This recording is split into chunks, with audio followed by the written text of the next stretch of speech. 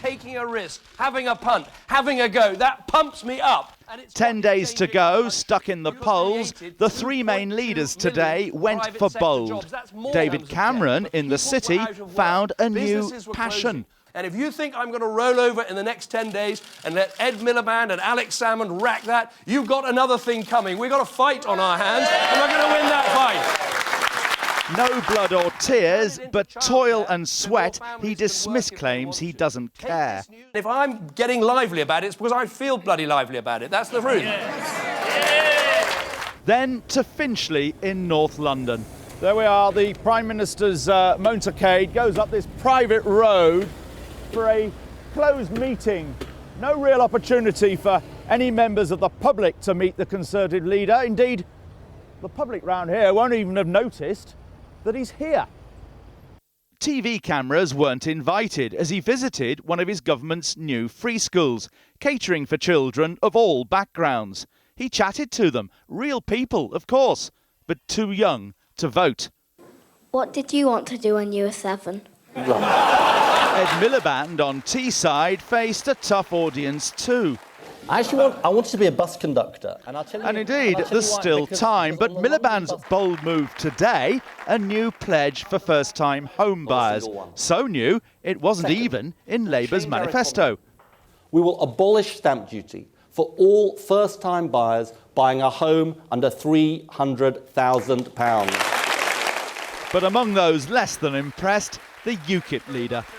The problem with the stamp duty holiday is that it can actually lead to increasing prices that make it even harder for people to get on the ladder. What we've offered is something much more positive, which is a permanent removal of stamp duty on properties below £250,000 that are built on brownfield sites.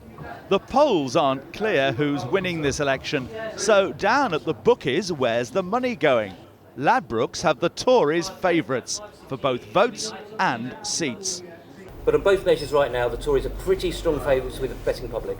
But you still reckon that it's more likely that there will be Ed Miliband as Prime Minister as a leading a minority government? Yeah, exactly. No matter what Jim Murphy or Ed Miliband say right now, that's the kind of thing that looks most likely. Labour minority government, SNP support in some way or another, and that gets us to a Labour minority government being the most likely outcome for the post-election government.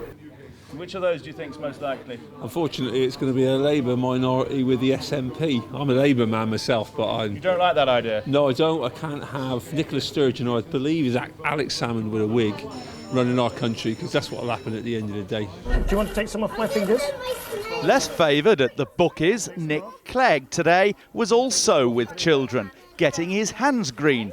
But tonight, he drew a bold red line, suddenly stating one cast-iron condition to join any coalition. We will not enter into any coalition government if the Labour and the Conservative parties insist on imposing their cuts on nurseries, schools and colleges. It's as simple as that. The Liberal Democrats will guarantee that our nurseries and our schools and our colleges are properly funded in the next government. That may impress voters, but rather implies the rest of the Lib Dem programme would be up for negotiation.